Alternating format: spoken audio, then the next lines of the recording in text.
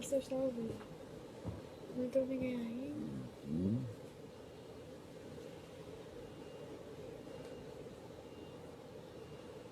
Estamos informando a seus seguidores que você está ao vivo. Entrou alguma pessoa já. Tá entrando, gente.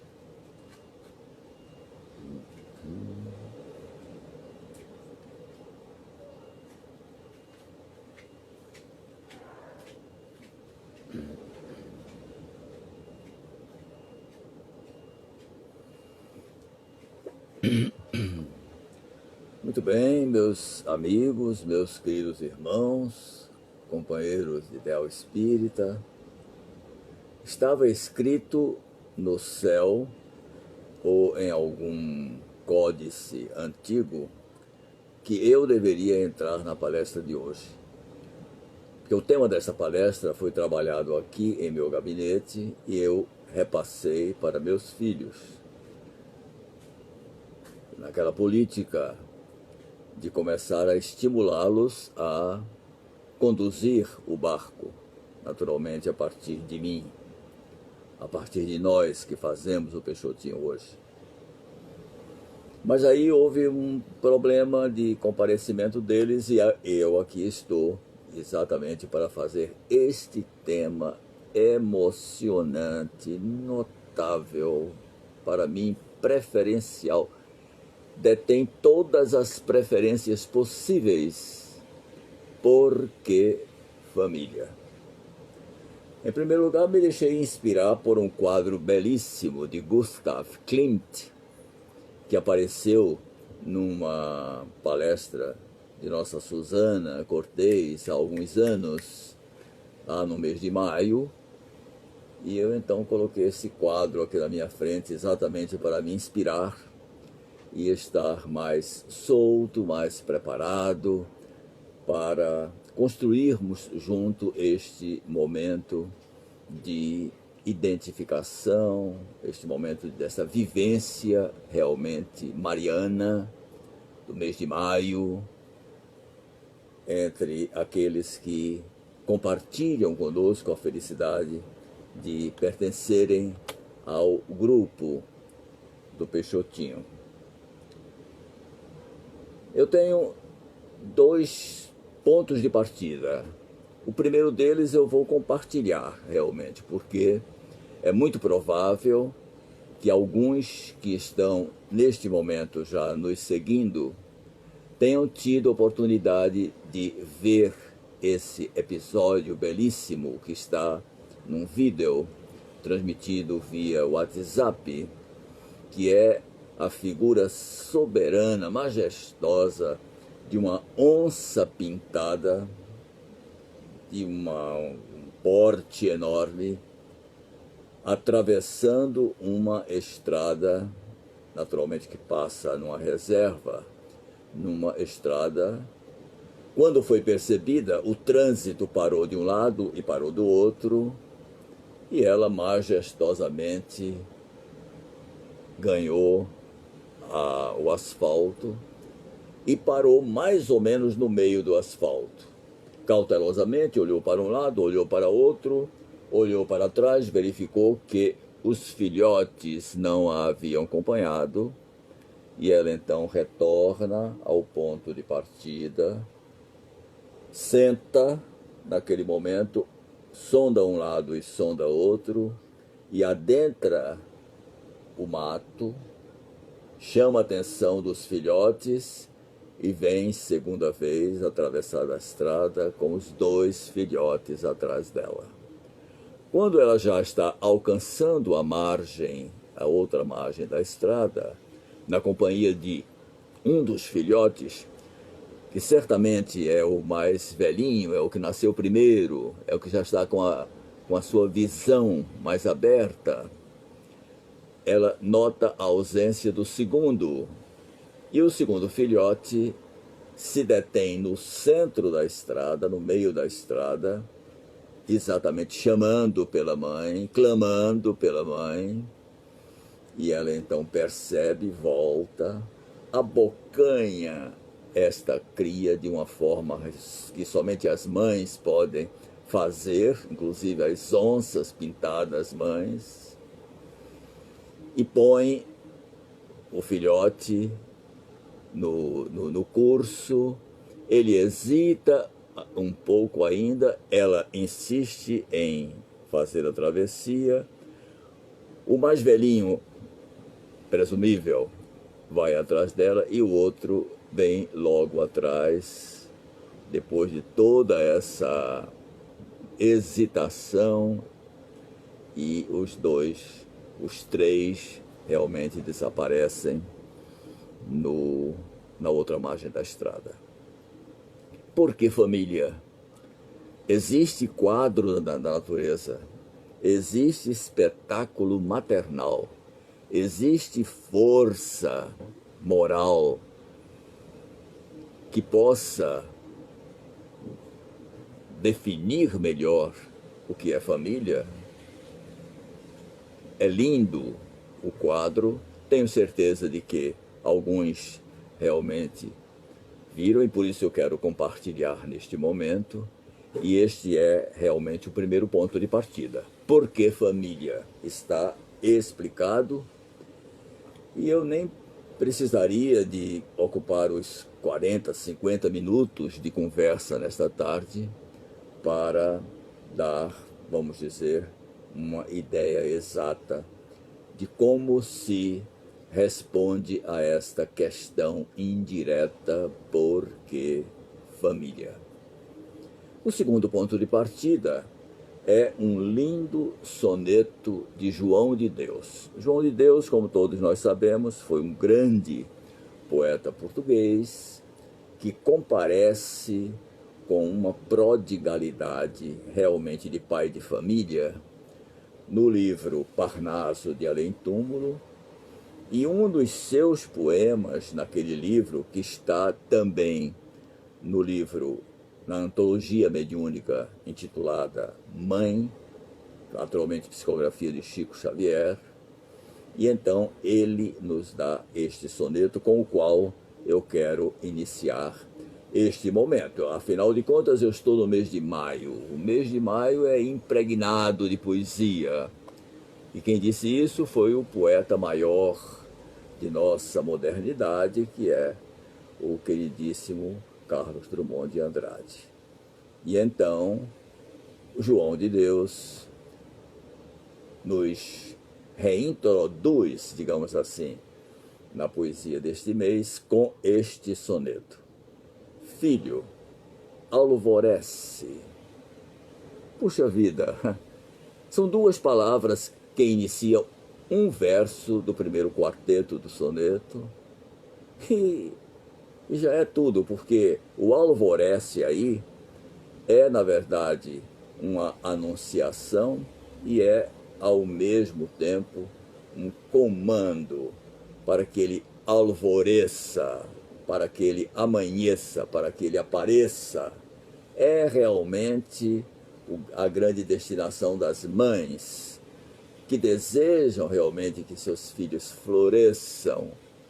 Ela quer vê-los partir, embora isso parta o seu coração.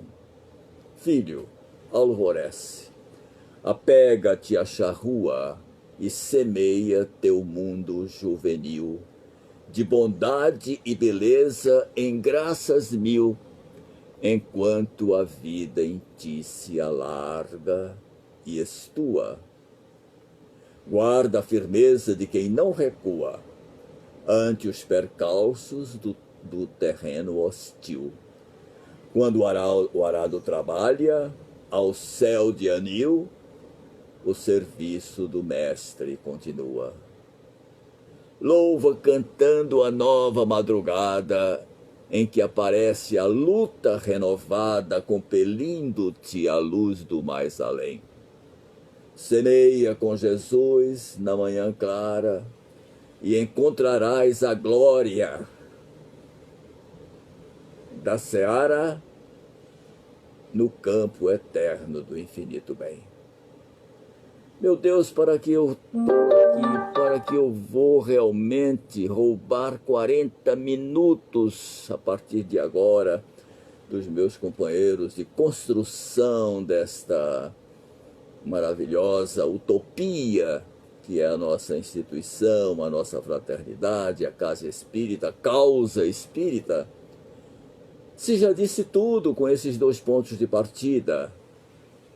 A Mamãe Onça, com a sua, vamos dizer, elegância, e este poema magnífico da mulher mãe que quer que seu filho parta ao alvorecer de uma nova vida que ela gestou. Realmente, eu já me dou por vencido desta obrigação. Mas como a palestra espírita é uma motivação para um crescimento nosso, eu não vou, nos meus 84 janeiros, dispensar esta oportunidade e vou fazer um convite a você, meu querido amigo, minha irmã, que estão me acompanhando neste momento. Eu vou pontear no Livro dos Espíritos algumas questões que são básicas para a compreensão do tópico família, do tema família, à luz da doutrina espírita. Querem vir comigo? Então a primeira questão, anote aí, pegue lápis e papel, que nós temos de aprender o viés religioso do Espiritismo, tanto quanto o seu viés filosófico, o seu viés científico, representa uma aventura de conhecimento. Então nós estamos aqui, tendo esta maravilhosa oportunidade de falar de família no mês de maio, e estamos aqui para estudar. Então, lápis e papel, questão 205 do Livro dos Espíritos. Família e reencarnação. Porque as pessoas que não conhecem o Espiritismo, nem muito menos a reencarnação, se posicionam contra a reencarnação. E uma das posições é exatamente que a reencarnação, quebraria os laços da família, partiria os laços da família. E nessa questão 205, nós chegamos à evidência que é exatamente o contrário. A reencarnação distende os laços de família, não os destrói. Fundando-se o parentesco em afeições anteriores, menos precários são os laços existentes entre os membros de uma mesma família. É evidente. Nós já vimos, da outra vez que estivemos juntos, nesta, vamos dizer, live, como chamam, nós já vimos que somos um poço de eternidades. E os filhos que vêm das mais diferentes formas, pelos mais diferentes caminhos, para o nosso lar, os filhos, os parentes, os aderentes, como se chamam, eles muitas vezes, eles compartilham esses lances eternos em nós. Então é evidente que a reencarnação, a pergunta 205 realmente nos dá este ensinamento, não destrói os laços da família, pelo contrário, distende, estende. Não é apenas um episódio do tempo presente, é um episódio que tem raízes no passado e naturalmente se distende para a eternidade, como eternos nós somos, pelo fato de a vida ser um dom gratuito de Deus e ser imperecível exatamente por causa disso. Primeira questão, 205, já fizemos a menção, agora vamos dar um salto maior para a questão 773. E nessa questão, nós vamos falar de família e vida moral. Como é importante esta palavra aparece, não somente no seu sentido, digamos assim, sociológico do mos mores latino, que quer dizer costume, mas também em seu sentido ético, porque ética e moral naturalmente se completam, e se completam exatamente nessa relação de tempo. Uma tem uma certa temporalidade e a outra se reveste de eternidade. Família e vida moral. Os animais vivem vida material e não vida moral. Está aí a distinção da família humana. Está aí o porquê de nós, espíritas, considerarmos a humanidade a nossa família. Os animais vivem vida material e não vida moral. Por isso, os pais deixam de reconhecer os filhos quando eles não precisam mais daqueles. É o que nós vemos. Quando os dois filhotes daquela maravilhosa onça pintada do nosso primeiro quadro estiverem já mais parrudinhos, eles mesmos serão convocados a partir para as suas aventuras individuais e, naturalmente, a mãe já passa a compartilhar com eles uma vida que é meramente material, meramente dos sentidos, e não tem esse lastro moral que caracteriza a família humana. Questão 773. Agora vamos a outra questão, a questão seguinte, 774.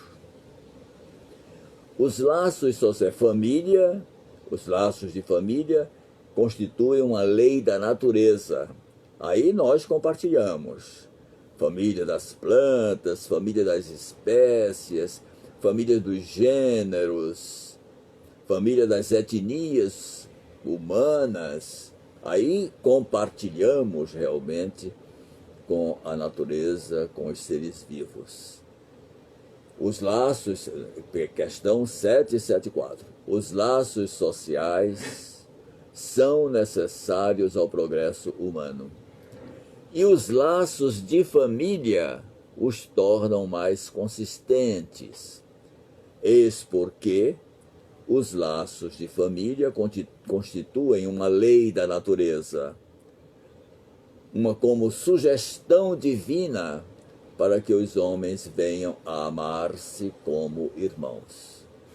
É esta sugestão, vamos dizer, esta comprovação divina, esta exemplaridade divina que realmente emite os seus conceitos através, naturalmente, da inspiração maravilhosa do Mestre Jesus para nós e, ao mesmo tempo, apresenta o caminho, apresenta o modelo, induz a forma de praticarmos aquele princípio que ele emite com os cuidados de Pai, de Criador e as expectativas do Pai e do Criador em relação a seus filhos.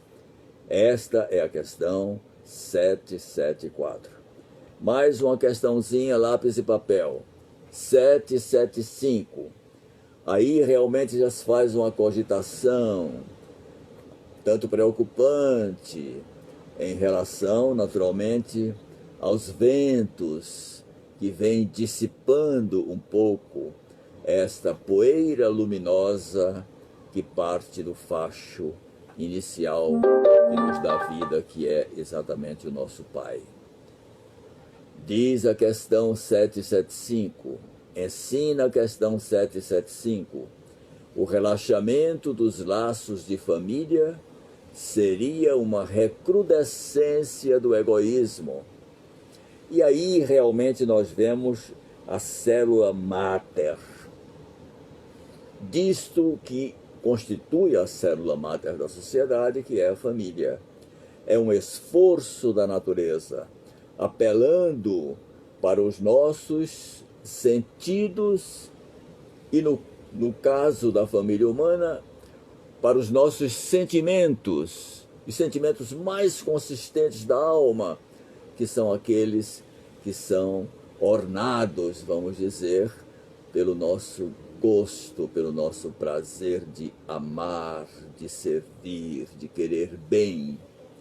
Então a família existe exatamente para destruir o egoísmo, que é o primeiro grito do instinto de conservação de todos os seres vivos, que ao mesmo tempo atende ao próprio princípio inteligente que permite naturalmente que este esforço se faça por todos os seres vivos para garantir a sua própria perpetuidade. Esta é a questão de número 775.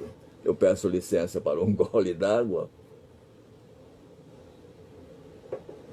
E a questão seguinte, lápis e papel na mão, é voltando para 208. A 208 é uma questão fundamental do Livro dos Espíritos.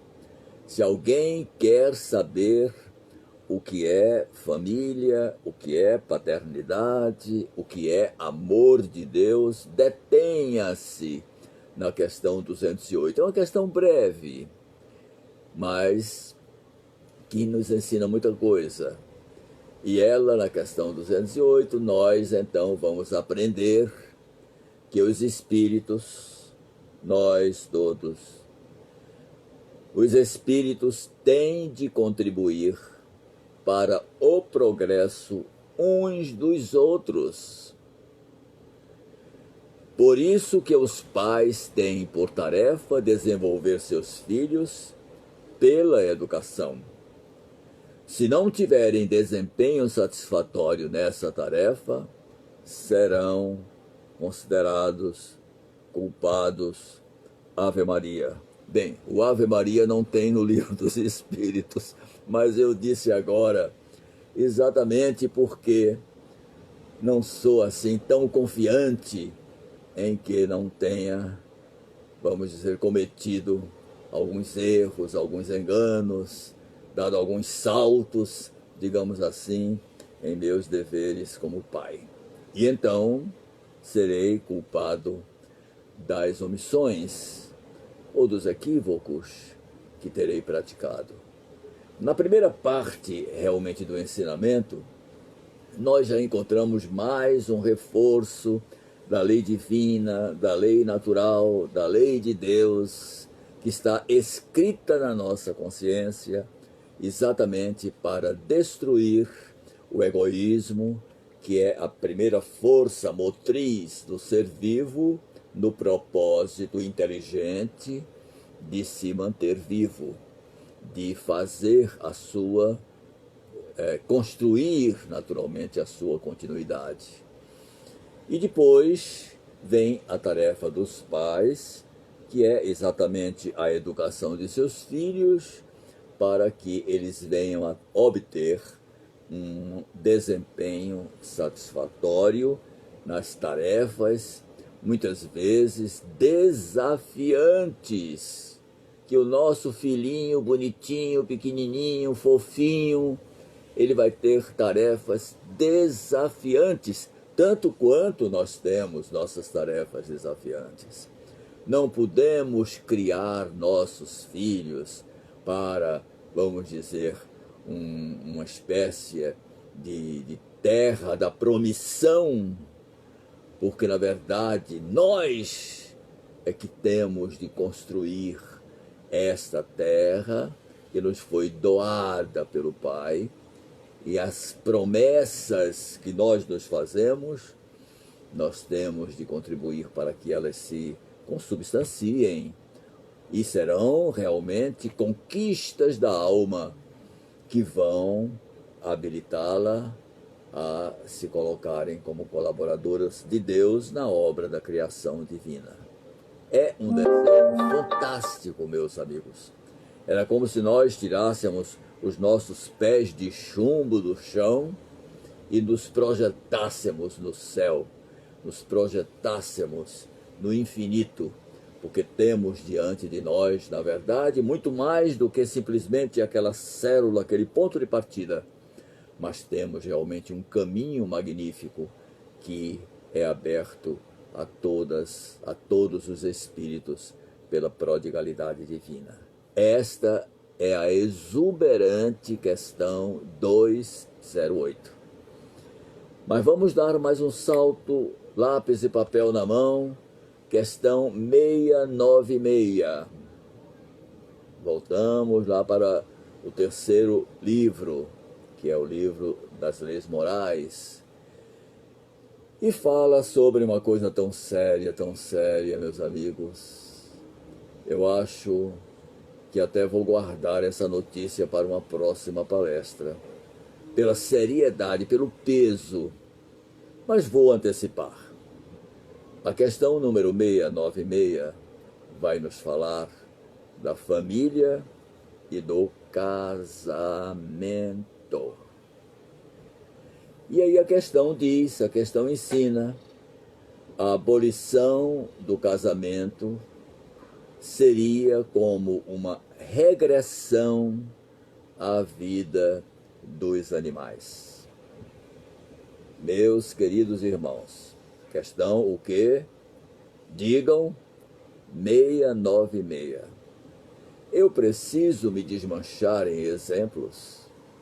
Eu preciso chamar a atenção para os eventos que a televisão mostra? Eu preciso chamar a atenção pelos eventos que os encontros sociais mostram? Eu preciso chamar a atenção para os eventos que as festinhas, os encontros, em que naturalmente se pratica uma permissividade total, que atende realmente aos instintos, aos sentidos realmente bombados pelo álcool, bombados inclusive por outras drogas, e naturalmente sob a inspiração de uma música chacoalhante. Eu não preciso fazer, na verdade, essas digressões para fazer com que vocês todos concordem com a questão 696 do Livro dos Espíritos, quando diz que a abolição do casamento seria como uma regressão à vida dos animais. E casamento aí é um casamento mesmo. A palavra casamento quer dizer a ação de construir uma casa, a ação de edificar um lar. É o casamento que você não pode fazer sozinho, que você tem que ter o compartilhamento, tem que ter a parceria completa de um outro ser. Isto é que é casamento, e não essas coisas eventuais que são muitas vezes urdidas, tendo em conta objetivos que nem sempre são os objetivos sagrados da vida. Questão 696. Eu agora faria uma enquete. O que é que vocês acham da questão 696? Eu vou repetir. A abolição do casamento seria como o quê? Uma regressão à vida dos animais. Sim, senhora, sim, senhor. Mais uma questãozinha do Livro dos Espíritos. Eu vou para 695, voltar um pouquinho. Ainda no mesmo tema, família e casamento. E lá eu vou aprender casamento, isto é, a união permanente de dois seres constitui um progresso na marcha da humanidade. E aí, meu Deus do céu, nós temos tantos conteúdos realmente que chamam a atenção para isto. O casamento, que é a união permanente de dois seres. Aí você pergunta, e é permanente? E será que o Evangelho tem razão quando diz que o homem não pode separar o que Deus uniu? Claro que tem. Porque o casamento, quando existe casamento, ele impregna de eternidade aqueles momentos. Por isso que eu tenho muita emoção de comparecer aos casamentos. E fico ponteando a palavra do pastor, a palavra do juiz, a palavra do sacerdote, e ao mesmo tempo vibrando para que aquelas duas almas que se encontram e pactuam ali um contrato jurídico de casamento alcancem a dimensão de seu gesto, porque eles estão realmente consagrando uma espécie de aspiração fundamental da família humana que vai permitir que brote humanidade junto da criança que nasce, junto da serviçal que se aproxima de nossa casa, brote humanidade junto às pessoas que compartilham a mesa conosco no grande ágape, digamos assim, em que se deveria constituir, na verdade, essa consagração que é a convivência num lar, numa família. O casamento, união permanente de dois seres, constitui um progresso na marcha da humanidade. É eterno? É. Porque quando nós deixamos de ficar um pouquinho para ficar toda a vida, é possível que esta conquista, este evento, não se dê naquele momento, até porque as pessoas não têm quase sempre dimensão do gesto que praticam, mas fica. É uma das eternidades que vão nos acompanhar, sempre nos cobrando, ou pelo erro que cometemos na escolha, ou pela falsidade que nós trouxemos ao ato que deveria ser altamente respeitado, sobretudo porque não é um respeito apenas às leis do país, nem um respeito apenas, e já seria muito, às leis religiosas, mas é um alto respeito. Nós dizemos muito, e nossos filhos inclusive brincam muito comigo por causa disso, um princípio jurídico, vamos dizer, de que ninguém está obrigado a obrigar-se. Mais uma vez que se obriga, obrigado fica. E não tenha dúvida, você pode inclusive destratar esse contrato, pode pensar que está livre daquilo, mas você vai ser cobrado exatamente por aquilo, porque aquilo é uma das eternidades. Você vai ouvir aquela música, você vai ouvir aquela orquestra, você vai se lembrar daquele abraço, digamos, emocionado de seu avô, de sua avó, dos companheiros que naquele momento realmente participaram dessa festa casamenteira. Questão 695. Pois bem, vamos a outra questão, dá um salto agora para 697.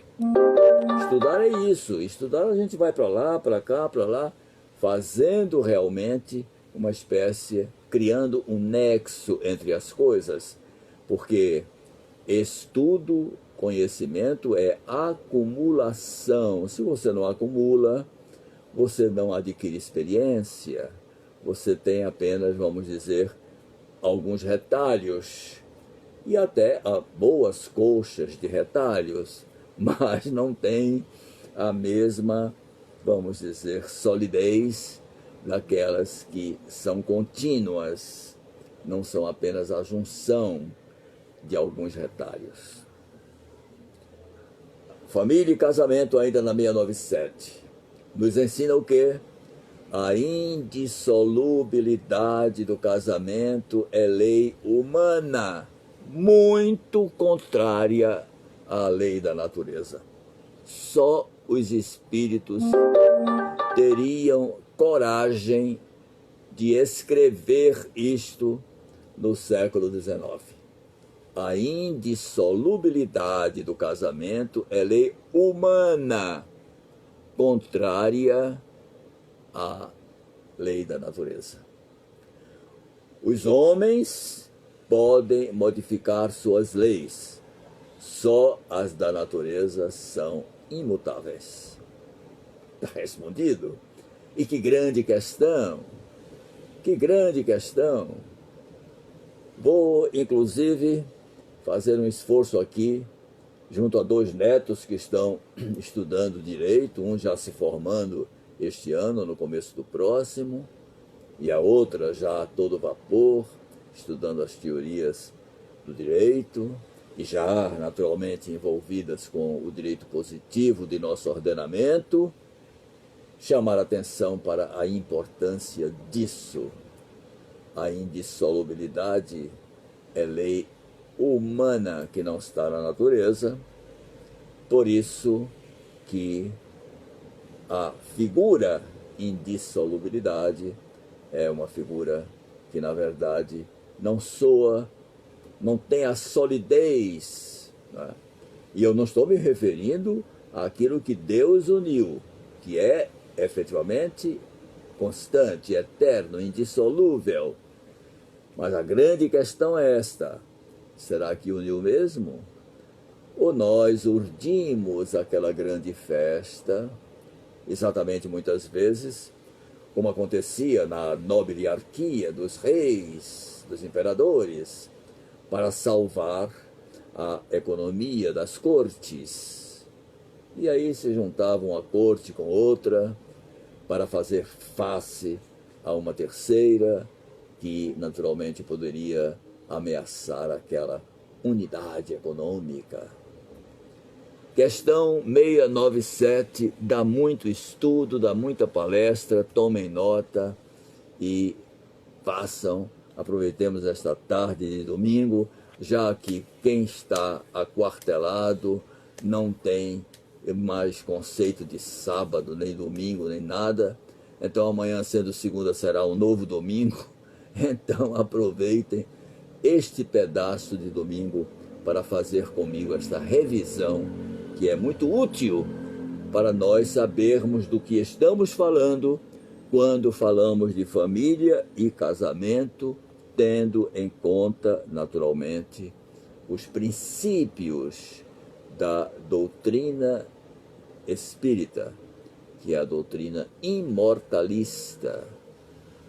Então, da pergunta 6, ou da questão 697, vamos dar um pequeno salto para a questão 701, para falarmos de 2 outros componentes que aumentam a complexidade da família, né, do ser, do ente, é um ente jurídico, do ente família.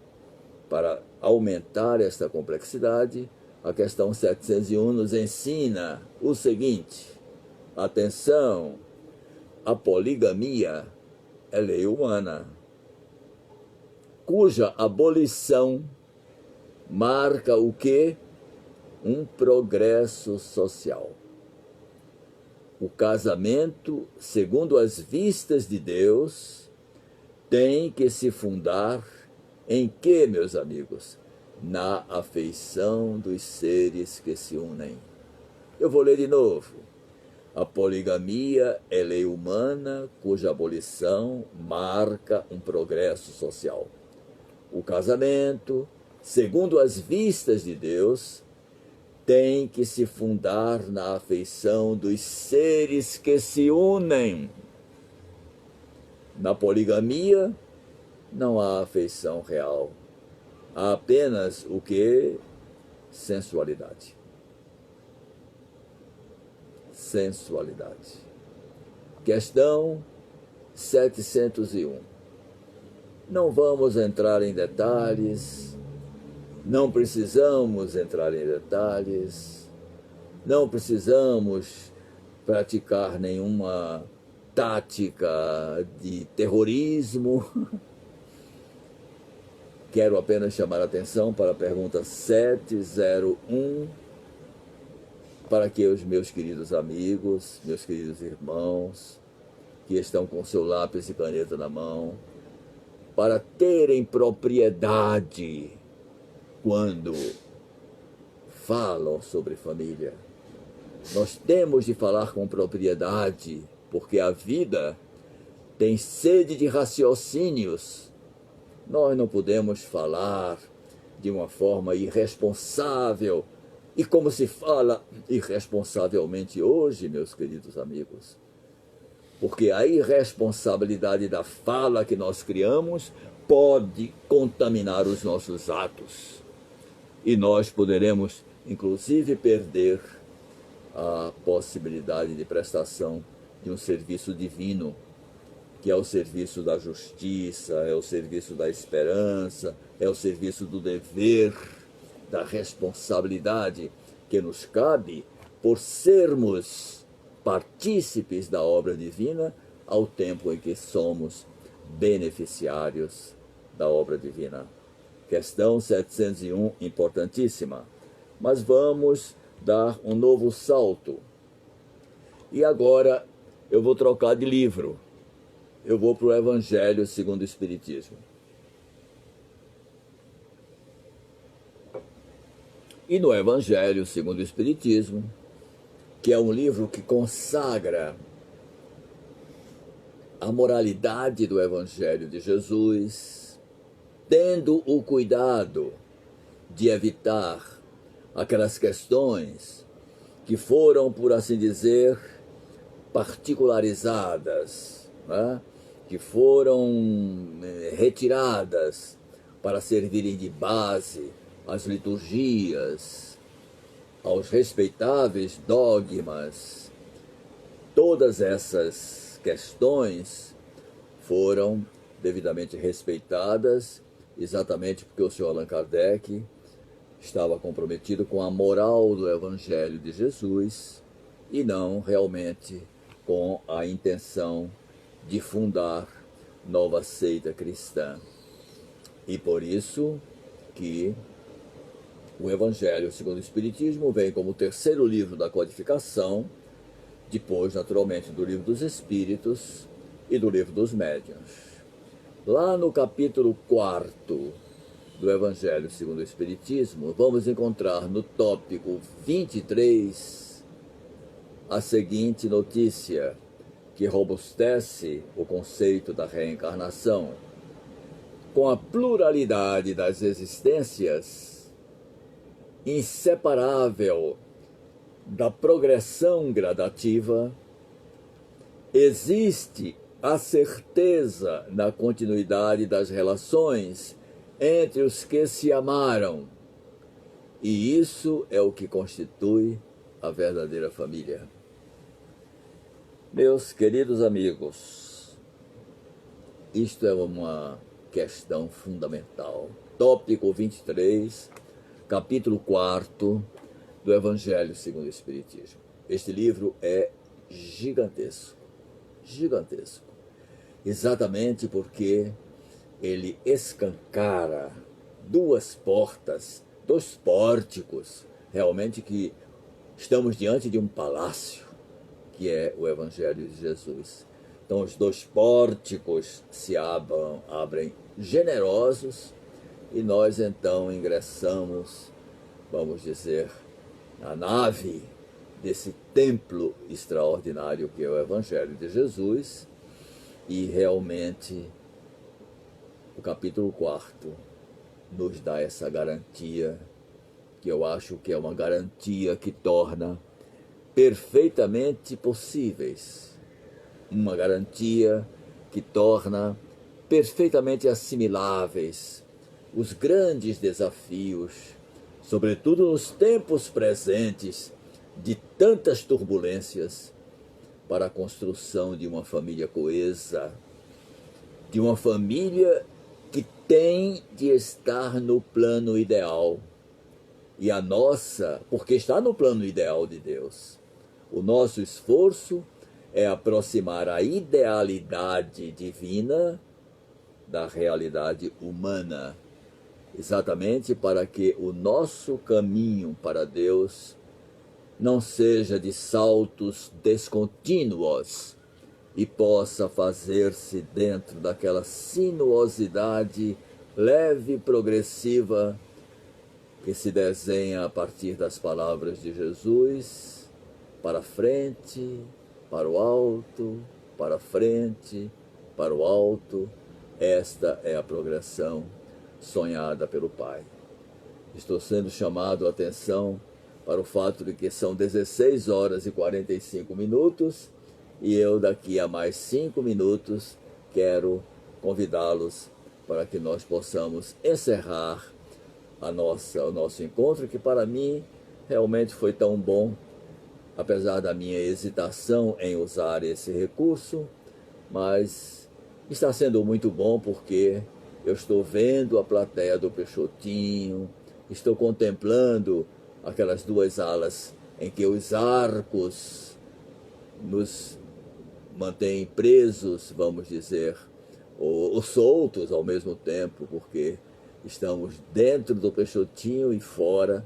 Quer dizer, os passarinhos à tarde entram num arco e saem do outro lado com uma sem cerimônia emocionante. Então, na verdade, eu me encontro diante deste público, com a pluralidade das existências, inseparável da progressão gradativa, há a certeza na continuidade das relações entre os que se amaram, e é isso o que constitui a verdadeira família. Eu, com os meus 84, hoje estava preocupado com uma cena que marcou a minha paisagem infantil de uma forma indelével. Um parente indireto nosso, tio, vamos dizer, afim de minha mãe, estava nos seus últimos dias, tinha uma condição realmente de muita pobreza, e as pessoas espantavam as moscas que incomodavam aquele velho. Nunca me esqueci desse quadro. Ele está presente porque naquele momento aquela criança realmente abriu as portas de seu afeto. E comecei a agitar a minha mão exatamente para que as moscas o deixassem em paz. Então, a continuidade das relações entre os que se amam é uma grande conquista do tópico espírita, pluralidade das existências, capítulo 4, tópico 23 do Evangelho segundo o Espiritismo. Agora eu vou para o Evangelho de Jesus, abro a Bíblia no Novo Testamento, que corresponde naturalmente à mensagem do Mestre Jesus, e lá no Evangelho de São Mateus, capítulo 19, versículos 3 a 9, eu leio algo que vai me dar uma notícia importante sobre família e estrutura social. Mas por que então, retrucam os fariseus, ordenava Moisés que o marido desse à sua mulher um escrito de separação e a despedisse? É uma pergunta pertinente, que qualquer estudioso interessado realmente em aprender e não apenas em adorar o texto por sagrado que ele se considera, se ele quiser compreender, ele tem que fazer essa pergunta. Por que, perguntavam os fariseus, que eram entendidos e queriam realmente sempre perturbar Jesus. Por que Moisés ordenava que o marido desse à sua mulher um escrito de separação e a despedisse? Jesus não perde a sua serenidade em hora nenhuma e responde: foi por causa da dureza do vosso coração. No começo não foi assim. Mateus, capítulo 19, versículos 3 a 9. Os homens, os casais se separam, não é porque exista nisso uma sugestão da lei de Deus. Não. Os casais se separam, se desentendem. Muitas vezes a separação é infelizmente necessária, exatamente porque é duro o nosso coração. Família e estrutura social. E para terminar, porque eu prometi à minha neta, Letícia, estudante de Direito, que está aqui realmente me dando luz, prometi que terminaria exatamente aos 10 minutos para as 4. Eu vou fazer mais um alcance rápido para o capítulo 22 do Evangelho segundo o Espiritismo, voltando exatamente para reprisar, repetir, acrescentar, melhor dizendo, alguma achega, algum acréscimo ao conceito do divórcio. O divórcio é lei humana, que tem por objeto separar legalmente o que já de fato está separado. Puxa vida! Puxa vida! Jesus é um jurista, é realmente um doutor em direito. Ele é realmente um tratadista. Tem a doutrina da verdadeira justiça. O divórcio é lei humana que tem por objeto separar legalmente, isto é, dar juridicidade a um fato concreto que já existe. As pessoas estão separadas. Não é contrário à lei de Deus, não, pois que apenas reforma o que os homens têm feito e só é aplicável nos casos em que não se levou em conta o quê? A lei divina. Não se levou em conta a lei divina. São as conveniências humanas, é o jeitinho, é a política de vou me dar bem, é, vamos dizer, a leviandade, que muitas vezes na mocidade nós realmente cometemos, de dizer, vou fazer a sua felicidade. Meu Deus do céu, que palavras mais destituídas de senso de nexo. Ninguém faz a felicidade do outro, porque a felicidade é uma conquista do próprio indivíduo que tem que decorrer de sua iniciativa pessoal. De sorte, meus queridos amigos, que por implemento de tempo, como dirá a doutora Letícia, que está aqui junto, futuramente nas suas sustentações orais ou escritas, por implemento do tempo, nós encerramos esta conversa de final de domingo. Estejam conscientes, afinal de contas, o domingo se concretiza quando nós acordamos e notamos que não temos agenda para aquele dia. Ao meio-dia, ele se concretiza mais ainda com um velho cozido. E hoje, realmente, a primeira parte, pelo menos, foi feita, mas eu quero chamar a atenção para vocês de que estamos vivendo um domingo, um final de domingo. Encerro aqui esta palestra, exatamente pedindo a Deus que nos mantenha sempre devidamente motivados para realizar a parte que nos cabe na obra da criação de Deus. Deus nos ama como filhos e nos convoca como seus parceiros. Que nós possamos, agora reportando-nos ao próprio Pai, pedir que Ele, por expensas de uma misericórdia inexcedível, possa, neste momento, fortalecer-nos para que nós não venhamos a falhar nos grandes compromissos que temos com a vida e com o próprio Pai que nos deu a vida. Que Jesus nos abençoe. Muito obrigado, meus queridos amigos, meus irmãos.